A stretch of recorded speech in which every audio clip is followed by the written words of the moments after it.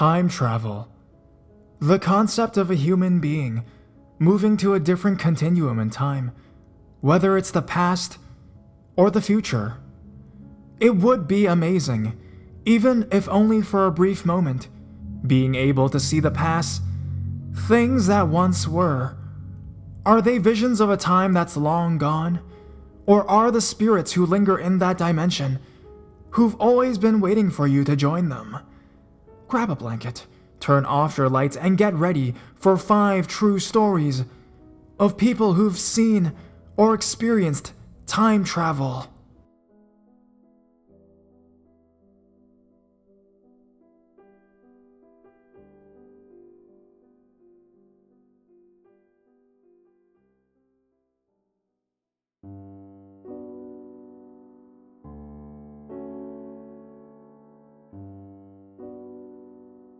Visiting another time, another place in France.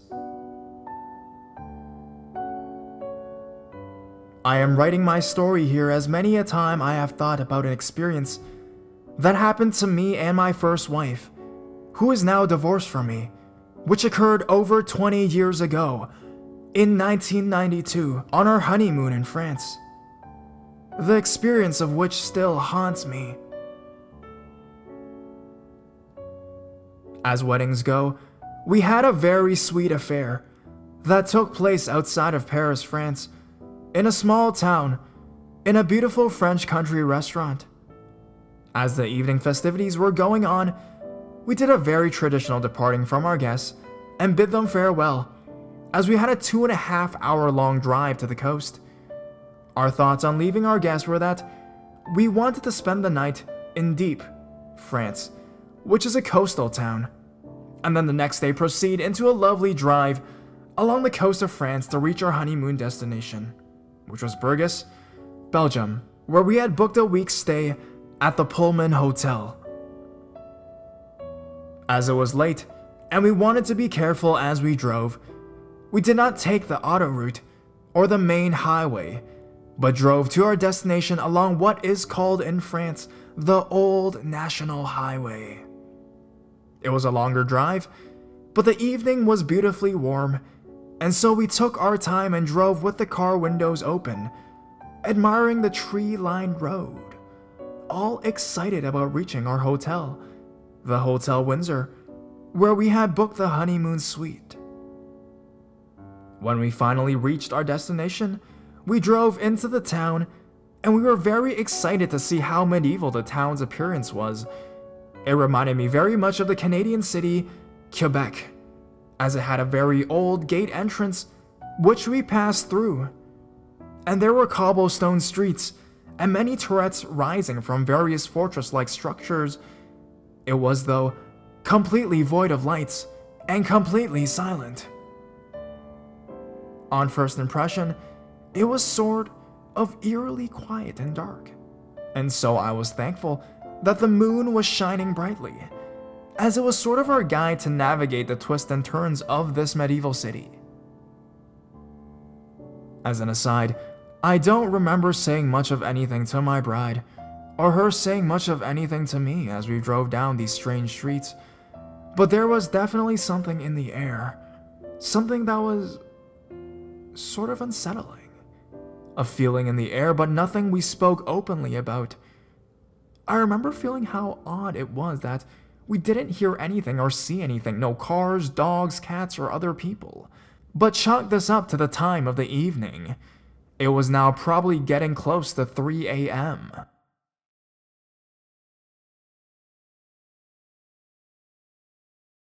When we finally stopped the car out front of the hotel, we couldn't really find where to park our car, so we drove it some distance to where we could leave it safely along the coast.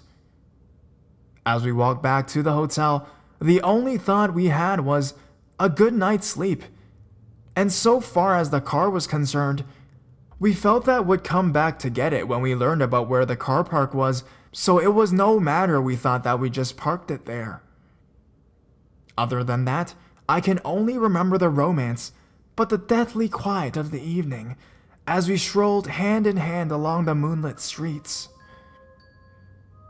As we arrived and stepped into the hotel, what we found was a very old-fashioned dark lobby with potted palms and old tufted red velvet button furniture, and a very plump man with a funny mustache, the kind people wax at the ends, who, as I recall, was wearing a vest and a collarless shirt.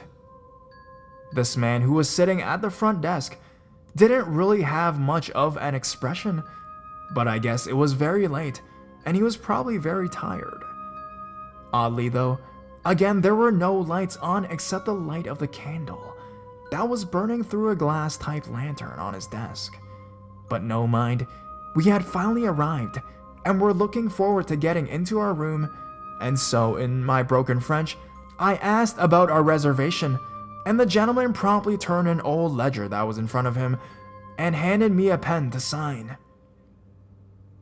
The only odd thing we felt at that moment was the kind of pen which was given to us, as it was the kind one would use to dip in a pot of ink. But thinking all of this was very quaint and traditional French way of doing things, we just did what he showed us to do, and together, we excitedly signed our names as a newly married couple.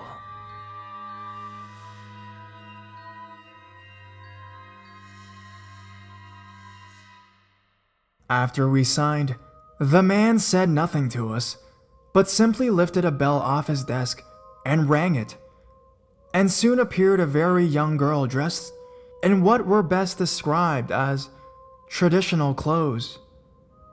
I remember her hair was put up in a very odd sort of way, and she wore a white cap on her head that was sort of resting on it, and that she had a very long dress that went to the floor. It all sort of looked like of a period, but what period I was unsure, but felt that it was probably in keeping with some sort of tradition of the region in which we were staying in, and felt it was all very charming. I do remember, though, that the girl's appearance was not lost on my new bride, as she began speaking to me in English about it, and I remarked to her that I'm sure this girl understands English, as this was a coastal town and a hotel for goodness sakes, and so I sort of hushed her in the polite way, as I thought maybe the girl would be offended by our comments. But I have to honestly say, it was very odd and hard not to discuss her appearance, and had us really wondering to ourselves as we were led up a winding stairs by candlelight to our room. As an aside, I do remember saying to my new bride that perhaps this is what this hotel is known for, and pointed out the very positive rating which the hotel had received in the guidebook I'd used to book the room. But I clearly felt the need to say something, as this unsettling feeling was really getting to me. So I felt the need to sort of reassure her that all would be fine and that the hotel was great.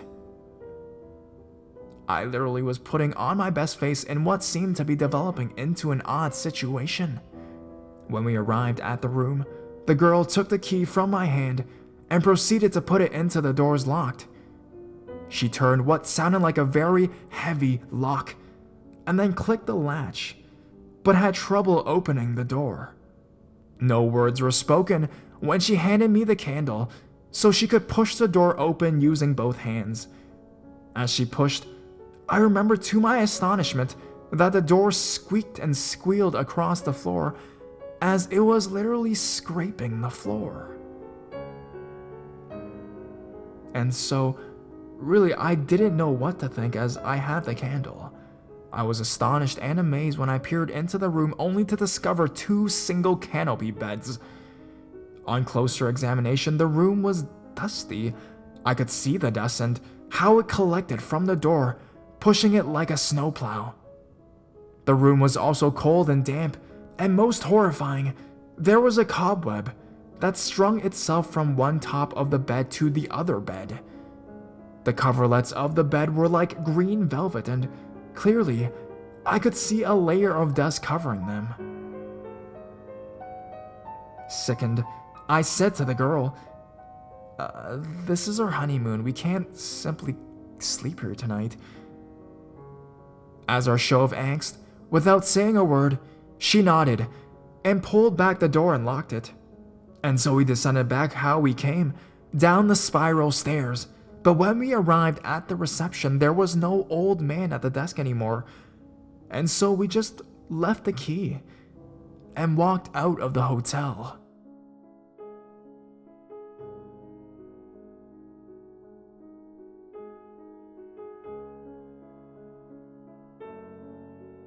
Tired, exhausted, at our wits' end, and me perplexed, trying to explain to my new bride my poor planning. There was little to do except go back to our car and think about the next steps. As this was before Blackberries and the like, where we could start scouring our iPads for an alternative place to sleep, we really had no alternative, other than just to put our seats back into our car and rest until the morning. And so, we decided to hotel search in the morning's light, which only now was a few hours away. So we both drifted off to what was a very uncomfortable sleep in a small French car. When morning came and we awoke, the day was bright and beautiful, and to our luck, in front of us, not too far away, was a beautiful hotel.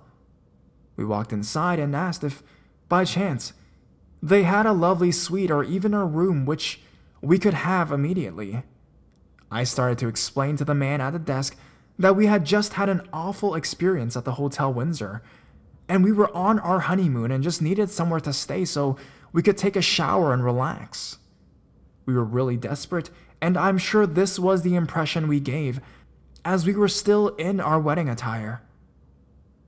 But as I waited for a response, the man at the desk looked at me confused and really perplexed. I remember saying to him, "What's the matter?" And he said very strangely, Where did you say you had this bad experience?" And so I said quite sternly, "The Hotel Windsor." To which he replied, "But sir, this is the Hotel Windsor." Not knowing what end was up, we simply went with the flow and waited for the man to ask us our names and tell us, "We still have your rooms if you're willing to pay the late check-in fee." Dumbfounded, confused, we asked about the old hotel that was lit by candlelight, where people wore traditional dresses. The man at the desk said that he knew of no such hotel like the one we were describing.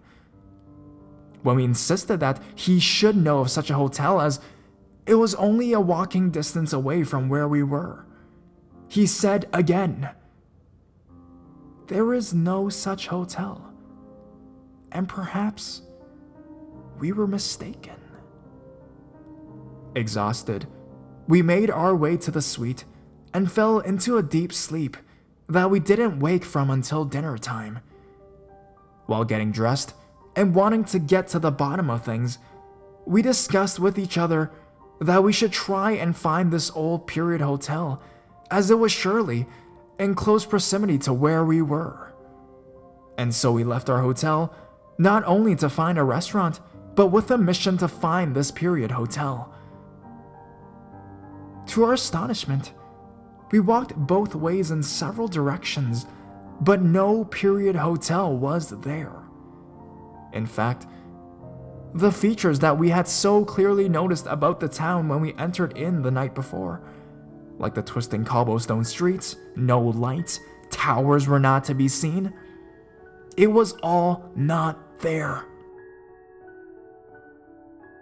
When we finally settled to get something to eat, we peppered our waiter at the restaurant with a zillion questions like if there was such a period hotel in the city, or perhaps there was a movie being made in the city at the moment, or had the city been in a blackout the night before. But again, the answer to all of our questions was no. No one had any idea of what we were speaking about. Bothered by the strange looks we received from people and our friends, we chose not to speak about it anymore. Today, I honestly am still bothered and shaken up by this encounter. I often wonder what would have happened if we would have stayed there that night. Thinking, would we have found ourselves trapped in another century, another time? Thank you for reading.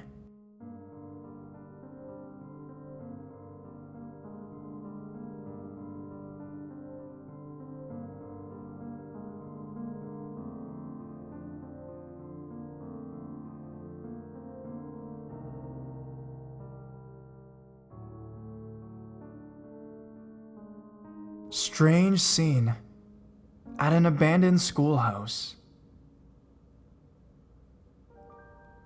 I like to consider myself a skeptical believer when it comes to ghosts. I've always had an interest in the paranormal and have had a few experiences that I have an open mind on. I'm always looking for a scientific, rational, or even common sense explanation. Through the careers I've had, and through my hobbies, I've had the opportunity to live, sleep, stay, camp, etc. in some very old, very historic, and sometimes even reportedly haunted buildings in the US. While I've never had the obvious, okay, there was a ghost and it's walking away and now it disappeared experience, I've had some unexplained things happen to me. This is one of them.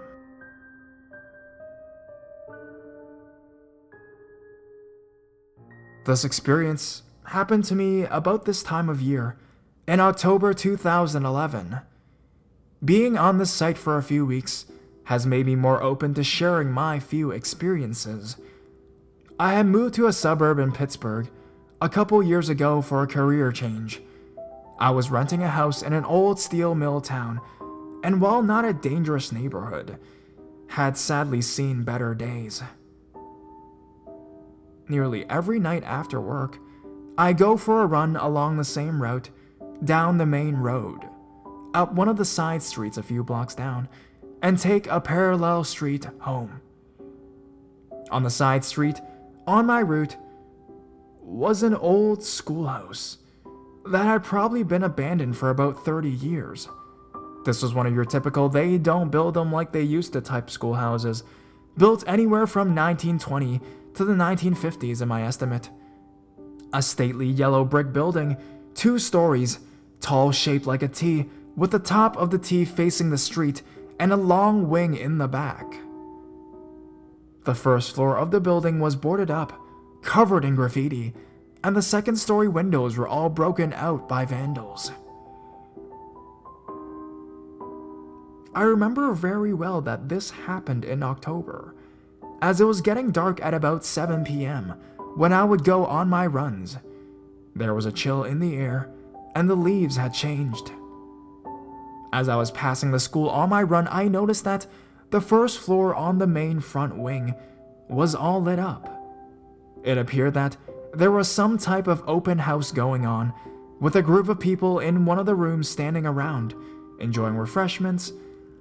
I remember very vividly seeing a guy in an ugly sweater visible through one of the windows looking out, a clock on the wall, and bulletin board on the wall was decorated for Thanksgiving, which was strange because it was still over a month away.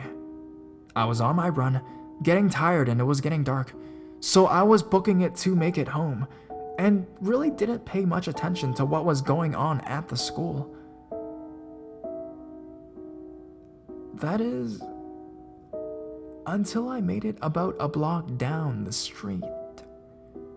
I stopped dead in my tracks and had a holy shit revelation. The school is abandoned. I turned around and ran back, but the building was dark, gloomy, and boarded up just as it always is. No lights on, nobody inside the building, no Thanksgiving-themed bulletin board, just broken windows, plywood, and graffiti.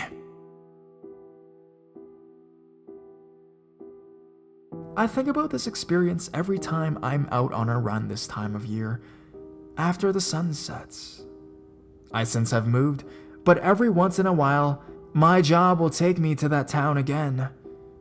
Sadly, the school was torn down, There have been rumors about turning it into apartments or a brewery, but apparently it was far too gone, and the owner was holding out thinking someone would pay him big bucks for the building. Instead, the town condemned it. No worries though. There's a boring school built not too far away. This experience drives me crazy though. I could have been daydreaming on my run, but it was so vivid. I'm a healthy guy in his early 30s, in shape, no drugs, not a drinker. If I have that overactive of an imagination, I've never realized it before. Nothing like this has happened since either. I will never know.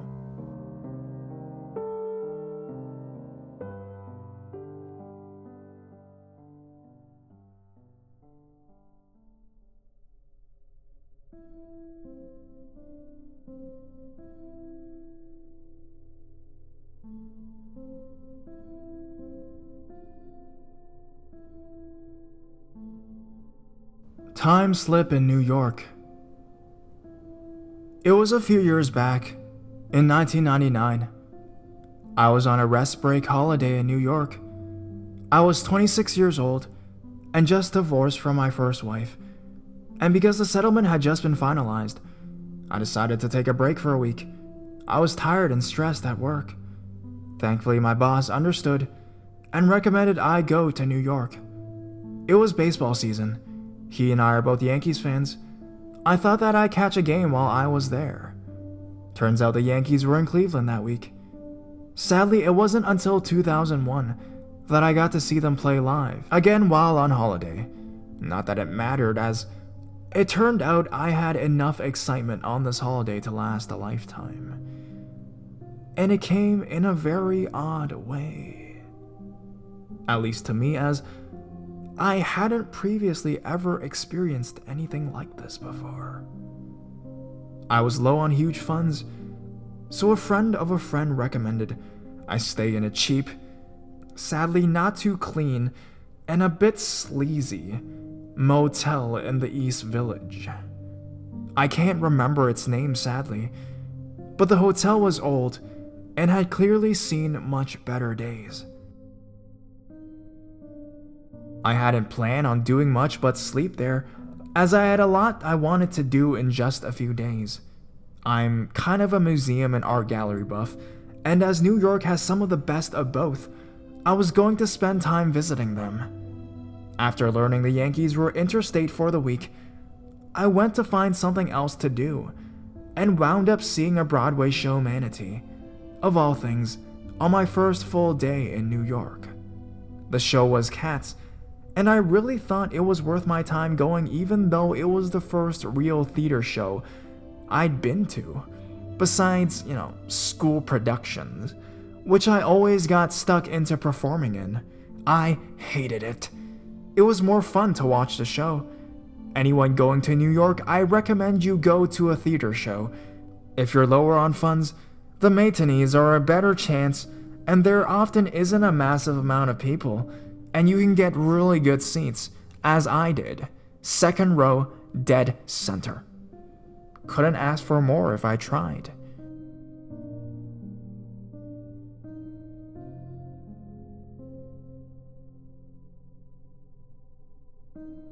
Anyways, enough warm-up talk. Down to business of the reason I'm here posting this. I had been in New York 4 days of the 8 days I would be there, and I found myself back in the East Village around 5 p.m. in the evening, and I was feeling hungry.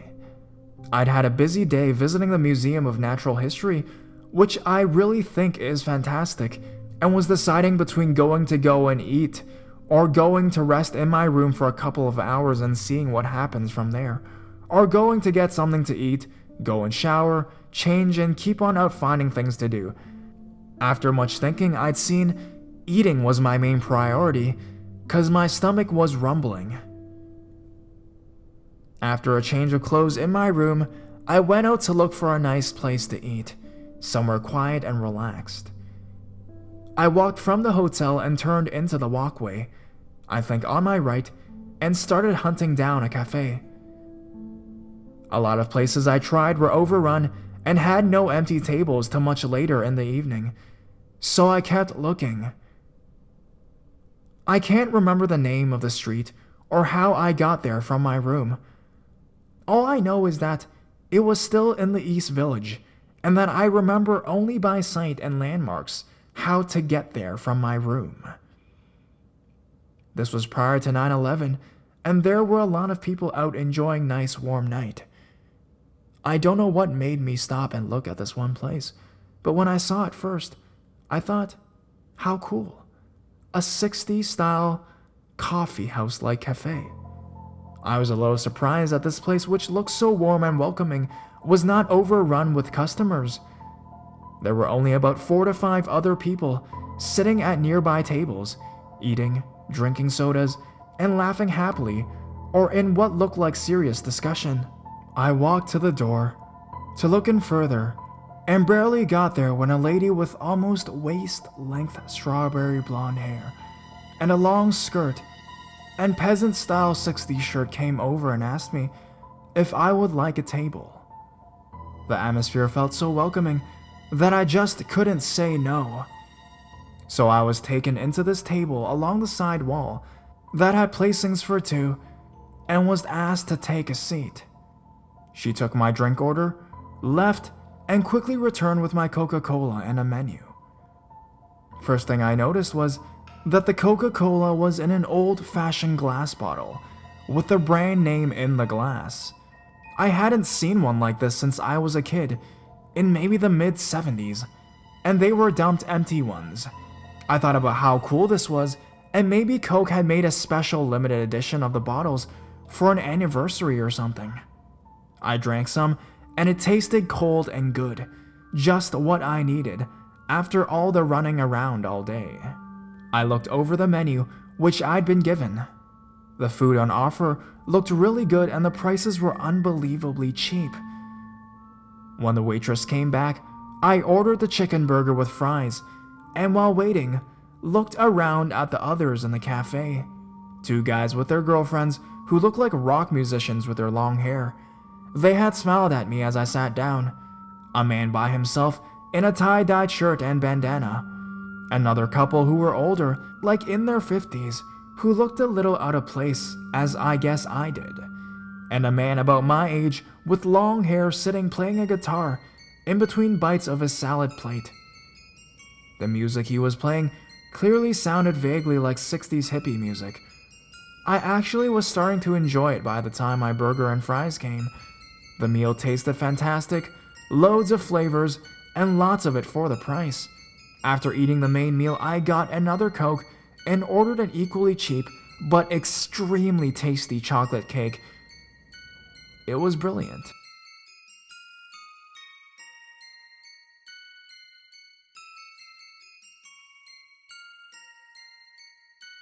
Meanwhile, I looked around me, fascinated with the amazing detail of this so authentic-looking 60s-style cafe. The table had candles and glass holders that flickered a warm glow. There were lights in the roof, but they were obviously dimmed to give the place a relaxed feel. There was a mural on the wall with people dancing, rainbows, musicians, animals, and plants, etc.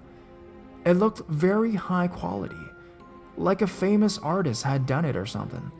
The place looked absolutely brilliant, and the people there looked and seemed friendly. I wondered how long this place had been here, and if it actually had been around since the 60s, as a lot of things like shops and galleries, etc., had been open 30 plus years.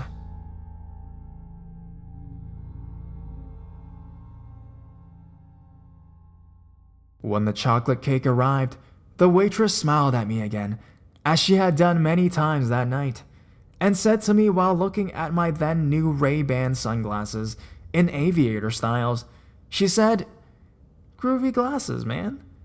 I tried hard not to laugh, realizing that if this is a place that's set up as a 60s cafe, I thought she was just playing out the character of the times, and I thanked her. After I finished my meal and asked for the check, and I paid for it, the whole being $3.25, I was so shocked at how cheap this huge portion meal was. I left a $5 tip. I'm sure the lady probably thought I was crazy, but it was well worth every dime. After I said my goodbyes to her, I asked if I could make a dinner placement to tomorrow night. She of course said yes, and in a book near the counter where I paid my bill, and I left for the night.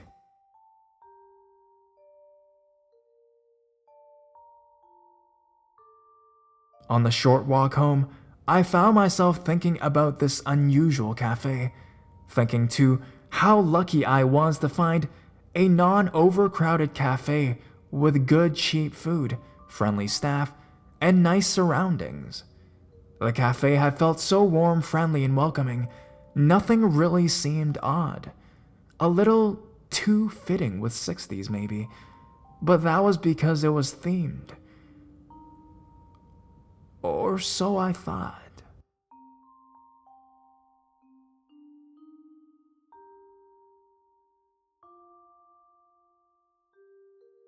For the first time in a long time, I slept with a sleep broken by strange dreams I can't recall much. Other than it seemed I was in that cafe. Only now, it was old, dilapidated, and unloved. I thought little of it, as I was put it down to the fact that I was just in a new place, and I was just getting used to the weird hotel and the strange shadows the place had.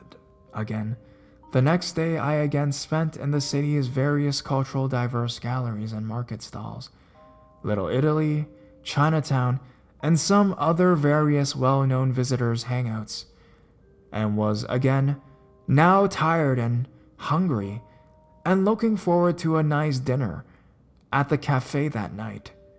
So again, I went to my room to change and freshen up, and left to make my reservation. And that's when I got the biggest shock of my life.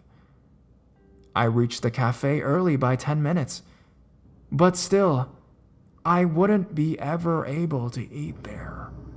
Where I was sure I left a great cafe the night before was a dark, empty, boarded up storefront with smoke damage around its frame. All the windows and the door were very roughly boarded over, and it looked like it had been that way for years and years.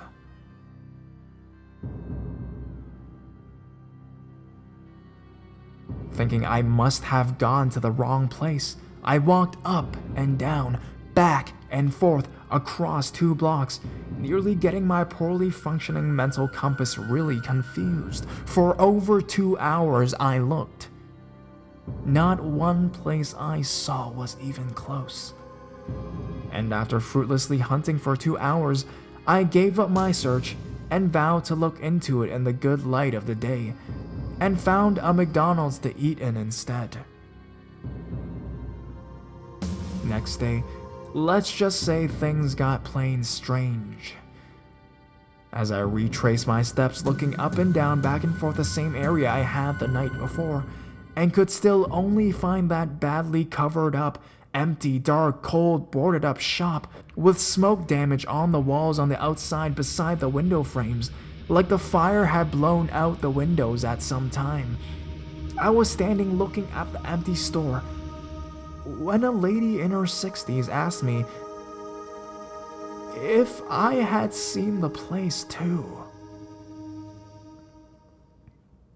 I told her what had happened the night before, and she told me that herself had experienced the cafe after it had long closed, as I had the night before. And she went on with my probing to tell me that, yes, there had been a 60s coffee shop there in real life, and it had been very popular. It served really good food, really cheap. The problem was the cafe hadn't been open in that place since the big kitchen fire during closing hours in 1974.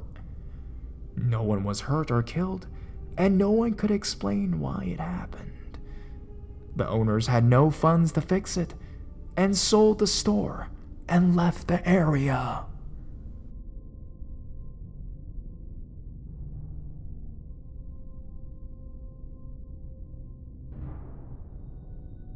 The next people redid over the shop. Each time someone moved in, they didn't last long. Eventually, many years of bad luck with shops there in the building, the owner decided to sell it.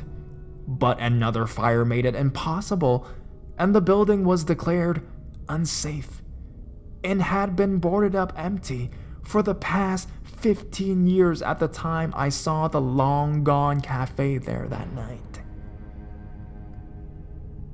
Was it a time slip I got lost in for a couple of hours? Most people I've spoken to seem to think it was, and I apparently wasn't the only one besides that old lady to have been caught up in it. There are as many as 7 others who have had dealings with the long-shut place. Not that anyone other than that old lady would tell me anything, as much as I tried to find out. Most people tried to dismiss my question or laugh at me saying I was seeing things. One old guy asked me if I was high. Another, a lady in her 80s I'm guessing, demanded curtly I stopped asking about that damn filthy hippie drug users cafe that keeps on showing up. Clearly, she had seen it since it had shut too, but dead set refused to talk to me. And the last guy I talked to gave me a filthy look and muttered something about effing tourists.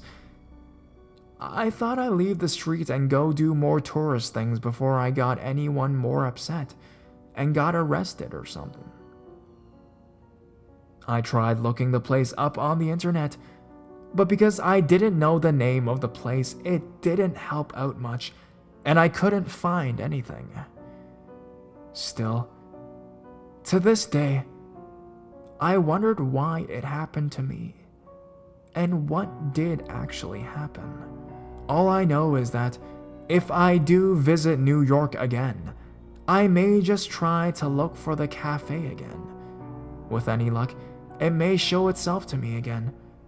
All I know is it would be worth finding again. The food there was great and very, very cheap. You sure got value for money. I'd like to know what you all think. Thanks for reading.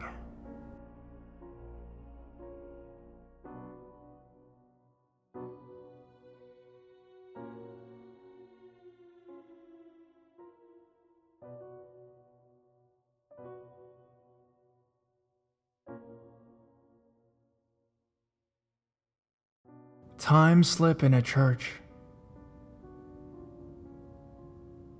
This incident happened many years ago, when I lived in Minnesota, but I remember it pretty clearly.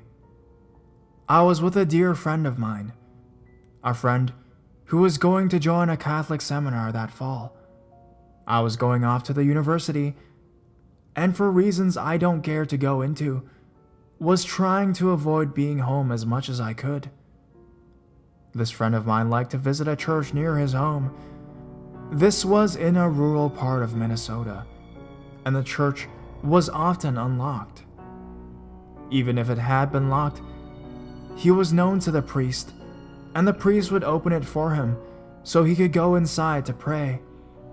I'd usually just sit and read a book. I was just as happy to be out of the house, and this church, really more of a small chapel, always felt welcoming. My friend's family had lived very near to the church and on a family farm for at least 4 generations. His great-grandfather was buried in the little cemetery off to the side.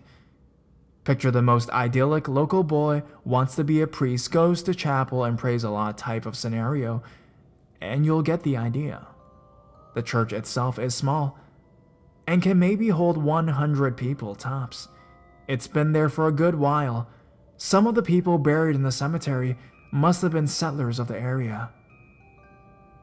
At the time, the pews were arranged in 2 long rows, with a wide aisle down the middle and narrower ones on the side. There was a little bit of religious art here and there on the walls. Up towards the front, there were 2 niches in the walls, one on either side of the aisle. They were fairly big. I think they were made for larger statues that were placed there. One side had a statue of Mary holding baby Jesus. The other had a much smaller statue of another saint, perhaps the one the church was named for. My friend liked to pray near the statue of Jesus and Mary. He'd really get into it, eyes closed, praying out loud. Again, I was fine with that. I didn't do anything disrespectful while there, just read. Let's say I was sort of claiming sanctuary.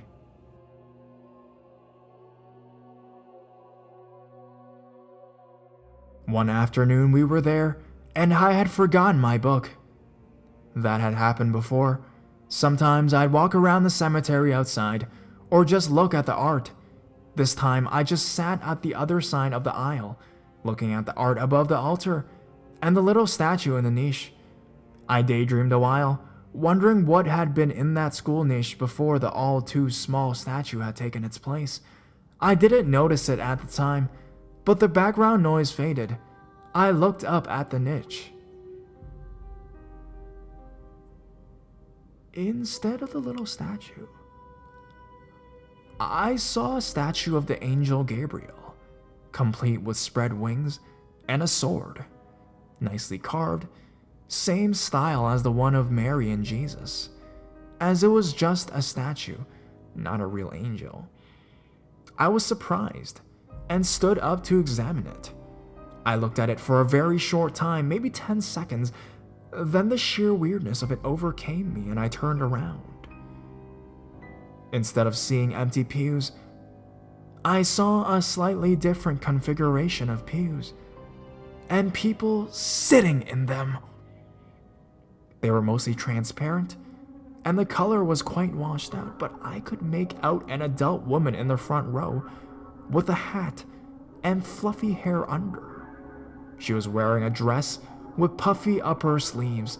There was an old woman next to her, and I think she had a veil or scarf over her hair. There was a couple of children on the other side of the adult woman, but they weren't as distinct.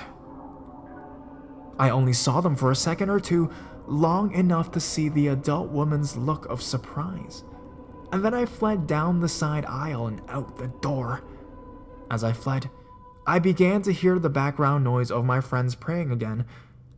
I hadn't heard it at all while all of this was going on. I sat on the steps and waited for my friend to finish. It wasn't too long. I suppose I might have yipped in surprise as I left, or my pounding feet made a racket and broke his reverie. Of course, since he'd been praying with his eyes closed the whole time, he'd seen nothing. At his suggestion, I sketched out the statue and the way the pews were set up. I was going off to study art, so my sketch was a fairly good representation. He showed the sketch to his grandmother, who lived just down the road. She said the statue had been there for a while, and the pews had been set up like that. But it had been more than 50 years ago.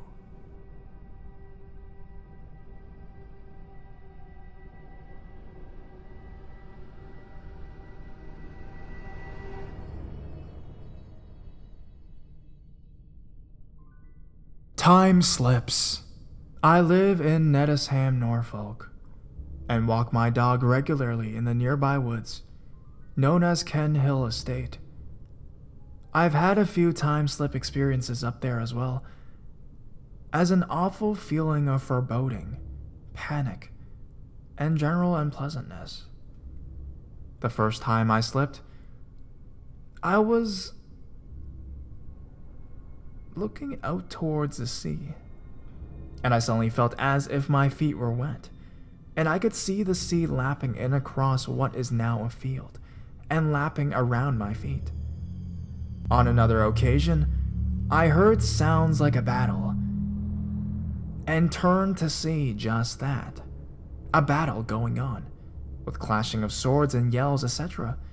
It was such a brief snapshot that I couldn't really make out who the men were, but I feel they may have been Roman, as I got an impression of leather-type armor. The third time slip experience was as I walked along. I was suddenly aware that I was a man, much taller and strongly built, with cloth trousers bound round with leather strips. I was carrying 2 dead rabbits in one hand and a slingshot in the other. I actually said to my husband walking alongside me, "I've shapeshifted. I'm a man and I've been hunting. I got 2 rabbits for the pot."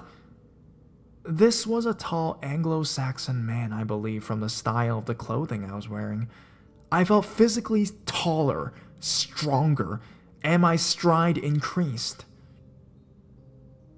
The unpleasant experience happened one August day when I was walking with my husband and our dog. As we approached a row of beech trees, I felt very, very uneasy, almost to the point of being frightened, feeling sick also. I'm not easily frightened by spirits or the paranormal. I just didn't like the energy and felt there was someone there. My husband looked around and said there was no one about, but he trusts my instincts on this sort of thing and said, "Do we need to get out of here?" I said I felt it wasn't intending harm, but was just very unpleasant, and let's just walk faster. Once we were further away from the trees, the feeling passed. A couple years later, I was walking the same area with a friend and happened to mention it, and she said that a man had hung himself from the branches of the beech trees. Earlier this year, another friend who's a paranormal investigator mentioned that in talking to another friend of this, that a man had hung himself in Nettisham Woods on the 13th of August some years ago.